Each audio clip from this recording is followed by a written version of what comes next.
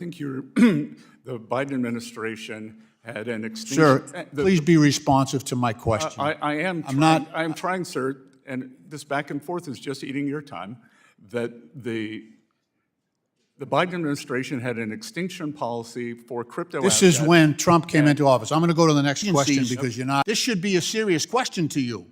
Trust should be a serious question and a serious issue for the financial services industry, especially as the Secretary of the Treasury. Well, That's an important. No, this is my time. I haven't asked you any more questions.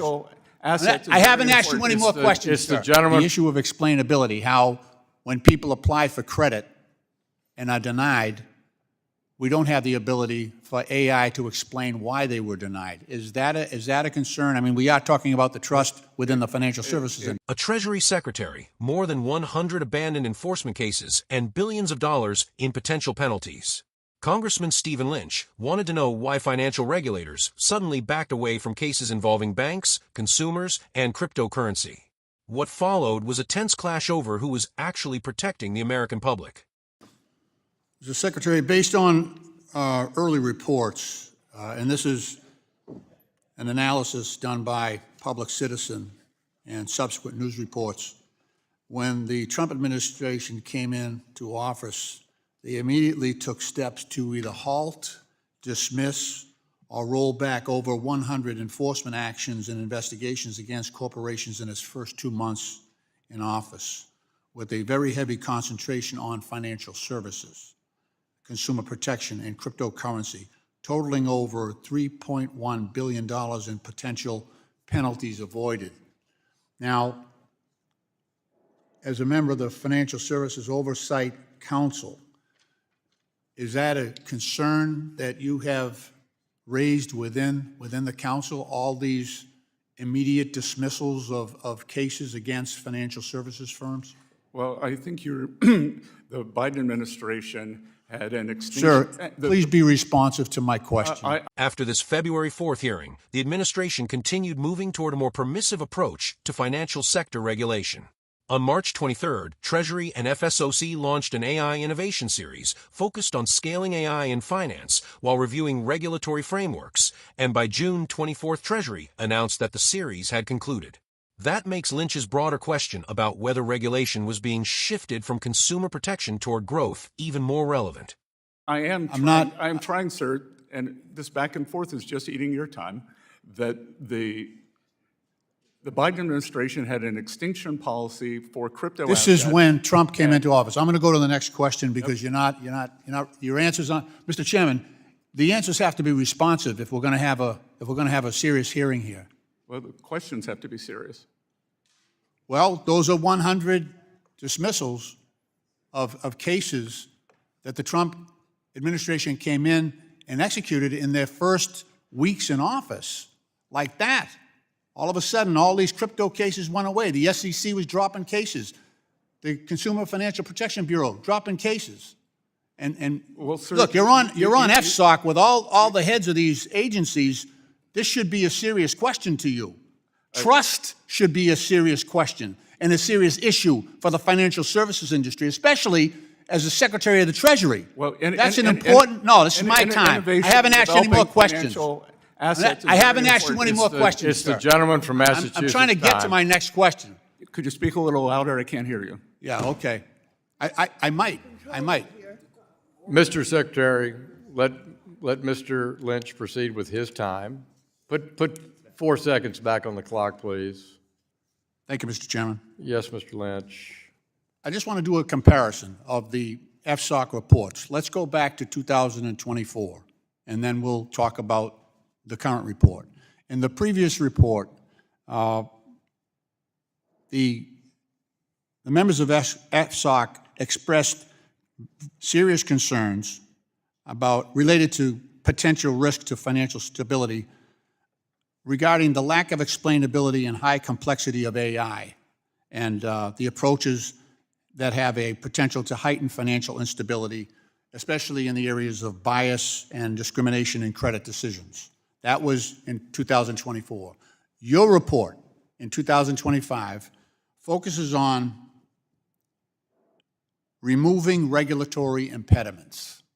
So in 2024, we were concerned about consumer protections, and now, under your leadership, we're concerned with eliminating regulatory impediments. The dangers, and that was a report during a time where the chairman and I were co-chairs of an AI task force. Those dangers haven't gone away. In reality, those dangers are still as severe for the American consumer, but they are absent from FSOC's report. So it's obviously you've eliminated or dropped that priority as an issue for FSOC. So can you explain the change from protecting the consumer and now eliminating regulations? We are FSOC actually continued its work on AI and financial stability. Treasury held additional AI roundtables in March, April, and May, including discussions specifically focused on financial stability and economic security. So Lynch's concern about AI risks being pushed aside became a continuing policy question. How do regulators encourage innovation without losing sight of risks to consumers and the financial system? charged with financial stability, and we are focused on leveraging AI strength in the financial system resilience, but with economic growth and a security lens.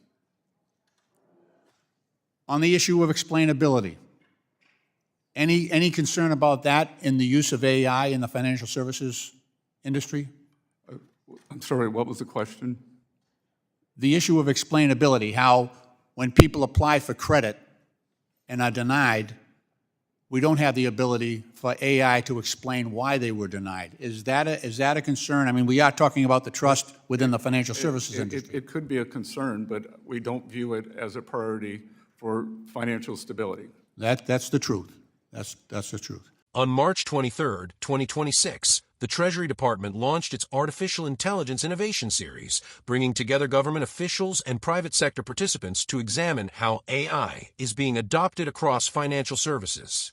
Treasury's stated goal was to encourage responsible AI adoption while maintaining the strength and resilience of the financial system. The series eventually held 4 public-private roundtables, with the final session taking place on May 19th. Treasury announced on June 24th that the series had concluded. Then, on July 15, 2026, the Financial Stability Oversight Council met again and received an update on its AI Working Group and the AI Innovation Series. The Council also reviewed second-quarter financial stability developments, including banking conditions, household finances, financial innovation, supply chain risks, AI's potential effects on labor and capital markets, and cybersecurity. That means the issue Lynch raised in this hearing did not disappear. AI and its potential impact on financial stability remain active issues for FSOC. And that is important because the argument in this exchange was never simply about whether AI is good or bad. Lynch's concern was about what happens when financial institutions increasingly rely on AI while regulators simultaneously reduce the emphasis on consumer protections. Bessent's position was essentially that the government should focus on financial stability and economic growth without treating regulation itself as the solution to every potential risk. That disagreement goes directly to the heart of the hearing.